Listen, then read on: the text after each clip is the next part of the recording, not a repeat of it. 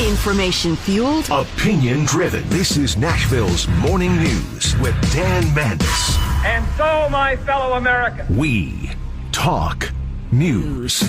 8:06, Nashville's Morning News on Super Talk 99.7 WTN. And welcome on in to the fourth and final hour before a three-day weekend. It is Memorial Day weekend, of course. There's a lot of politics going on.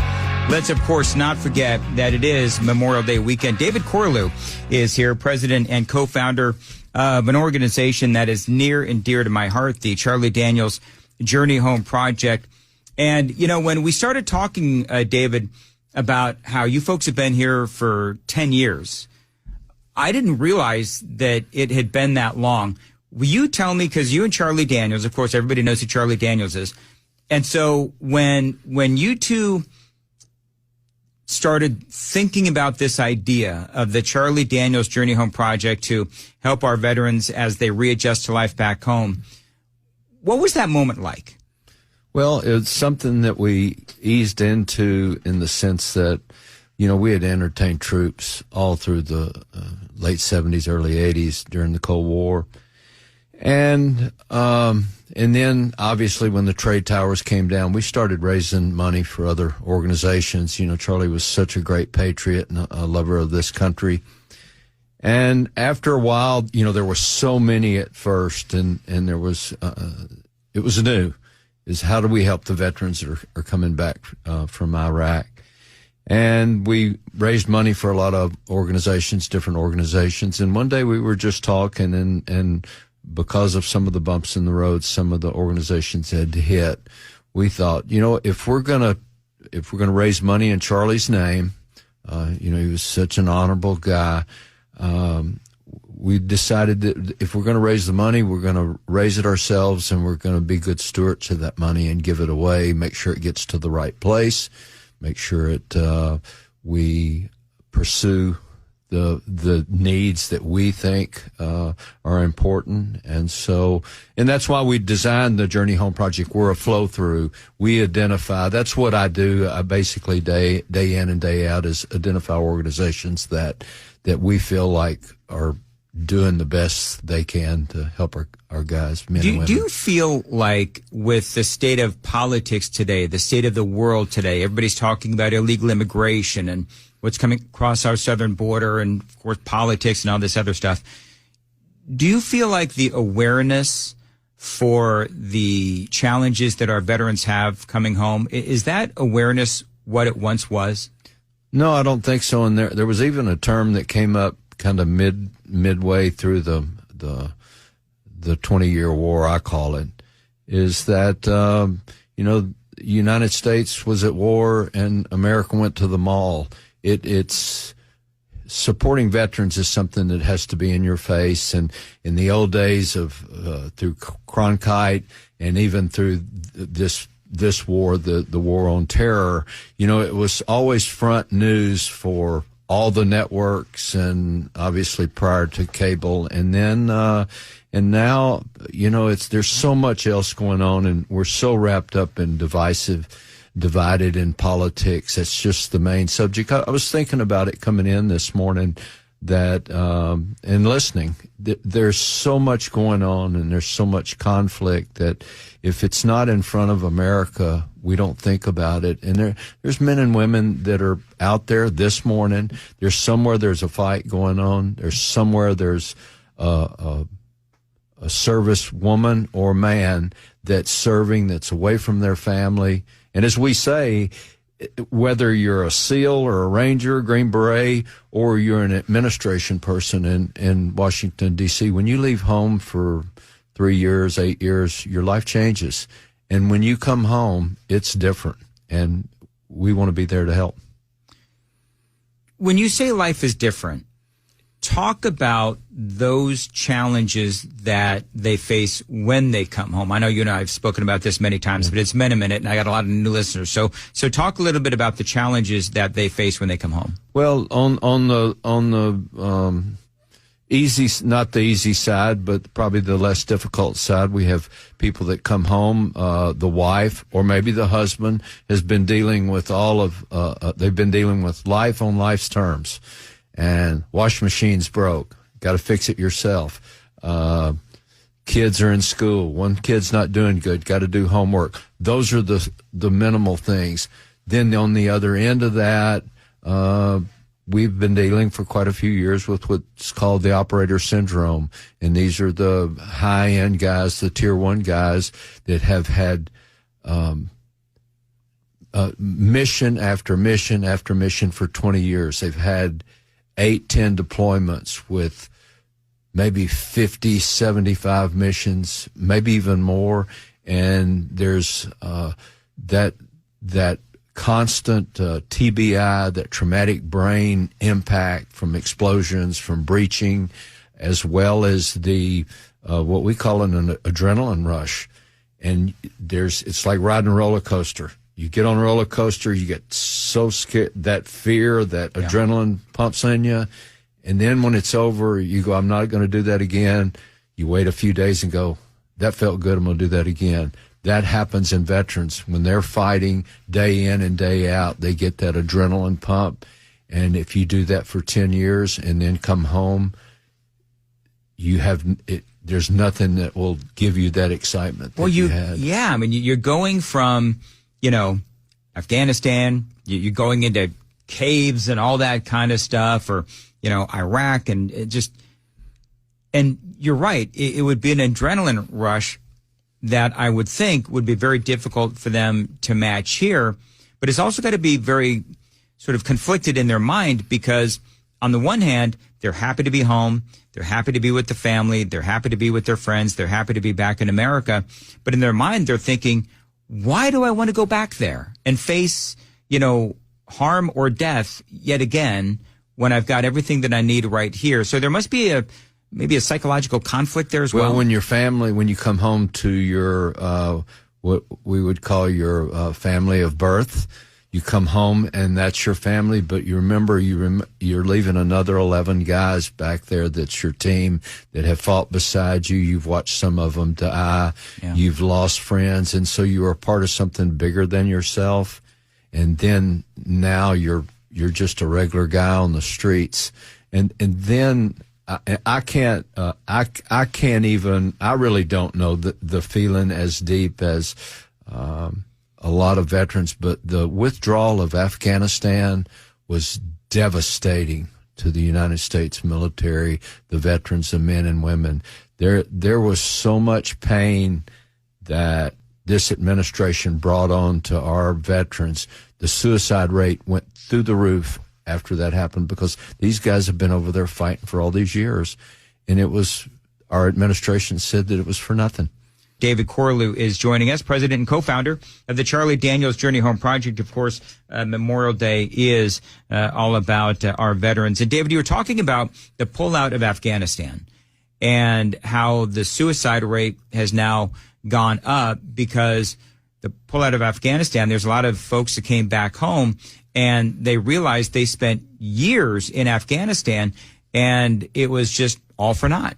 And then we lost 13 members of our military. Right. We lost the Marines. We lost those people.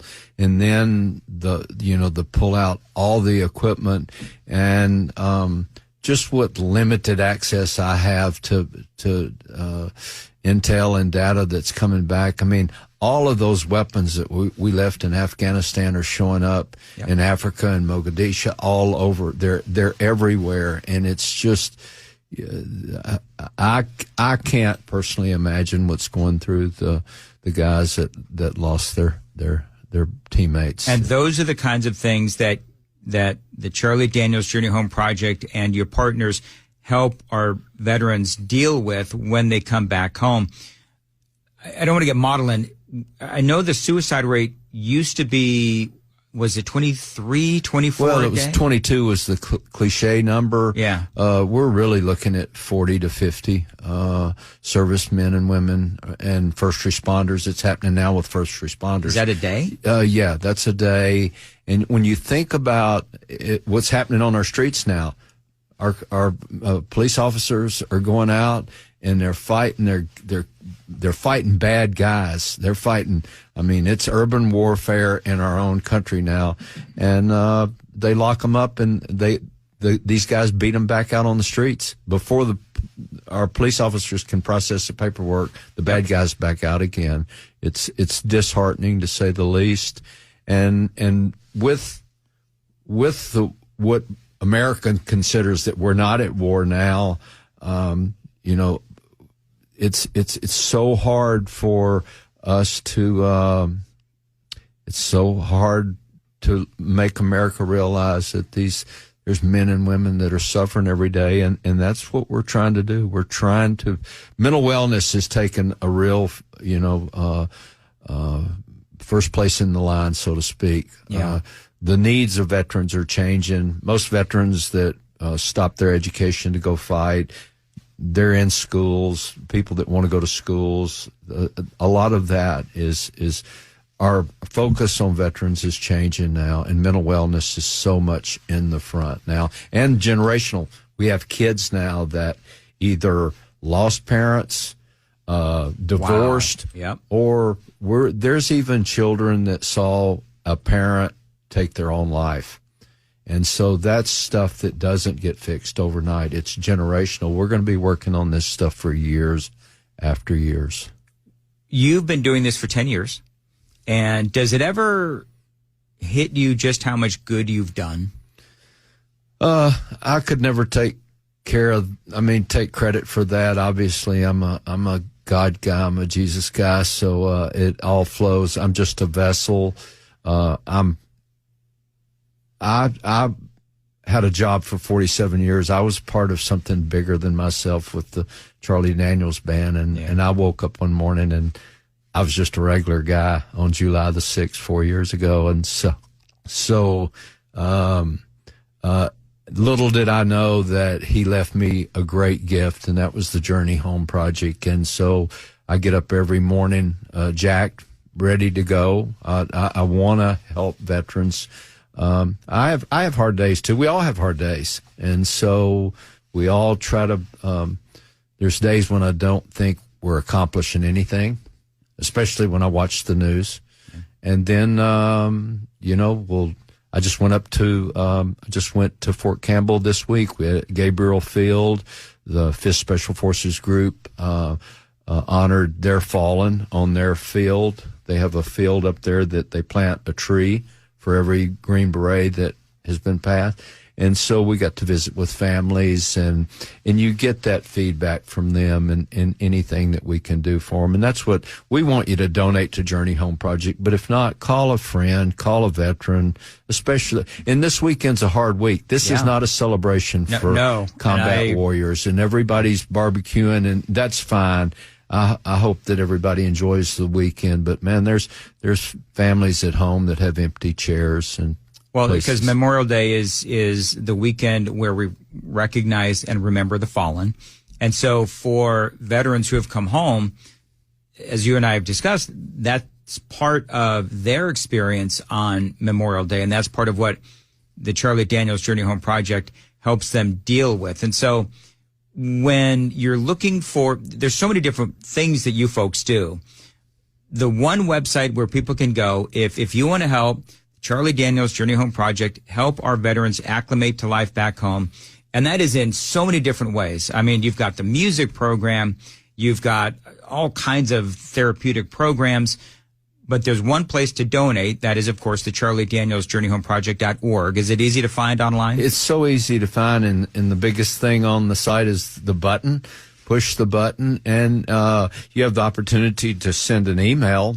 You can buy a shirt and you can make a donation, buy a shirt, but type in what we have a place where it says in honor of. You can direct us to where you want your money spent. And that's the way we are. Write me an email and tell me I've got $10 and I want it to go to mental wellness. I want it to go to children. Okay. I want it to go and we're going to do our best. That's what Charlie's legacy is about, is getting that money where it's supposed to be. I've been to several of your events, and so many that I've kind of lost track. I know we're heading into Memorial Day weekend, but what is the next event that you have coming up? Our 10-year celebration is going to be on 11 September. We're obviously a sacred date for all Americans. I think some of us let that fade, but we're going to salute. There was a family, a first responder family, the Vigianos, and there was I actually met him in Iraq. His name was John Vigiano. He was a fireman that lost 2 sons in the towers. One a police officer, one a fireman. One died in one tower, one died in the other. Those 2 fallen first responders now have children that have either become Marines, firemen, or police officers. And so we're going to honor those 3 generations. Bernie Carrick is going to come down, the former police chief. He's been called to duty he's working with Trump right now. And he's going to come down and help us honor those. Mark Geist from Benghazi, which is another 9/11. Mm-hmm. So we'll honor Mark and what he went through on that rooftop. And so it's going to be just a celebration. We've got a lot of our veterans. We're just going to have a big celebration and give away some awards and have fun and raise some money. It is a big celebration, and it is an incredible event. I remember I was there a few years ago, did a live show from there, and I interviewed Bernie Carrick and I interviewed Mark Geist and a lot of those guys, and just incredible. And so I'm looking forward to seeing that again and doing that again. Yeah, it's a culmination of great Americans. It is absolutely a culmination of great Americans. I walked out of that event feeling like there was hope for America. Yep. And so thank you for what you do. Donations, Charlie Daniels Journey Home Project. David Corlew, thank you for coming in.